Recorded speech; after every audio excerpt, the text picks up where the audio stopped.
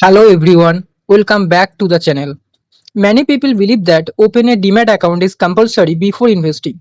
But it's really true? The answer is no. Today, I will explain the difference between Demat and non-Demat account. Let's begin. First, what is Demat account?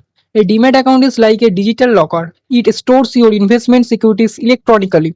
Whenever you buy shares, ETFs, listed bonds, they are created to your Demat account instead of being used as paper certificates. So basically, bank account equals to your store of money and Demat account means a store of investments. Now, let's understand non-demat.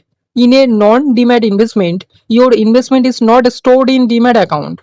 Instead, the company, bank, and mutual fund house keeps the record of your investments in its own system.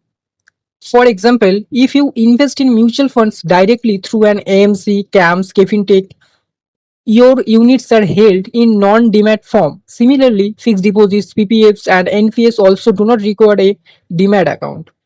Now let's compare them. A demat account is mainly used for investing in stocks, ETFs, and other exchange traded securities. On the other hand, non-demat is commonly used for mutual funds, fixed deposits, and government savings schemes. One important difference is cost. Some demat accounts may have annual maintenance charges, whereas non-demat investments usually do not require any demat maintenance fee. Another difference is how you buy and sell. Demat investments are traded through the stock exchange, while non-demat investments are generally purchased and redeemed directly through the fund houses or distributor. One more important difference is switch facility. If your mutual fund is in non-demat mode, you can easily switch your money from one scheme to within the another scheme at the same AMC. But if your investment in the demat fund form, this direct switch option is generally not available. You have to sell your existing units first, then buy the new scheme separately. Now comes to the biggest question, which one should you choose?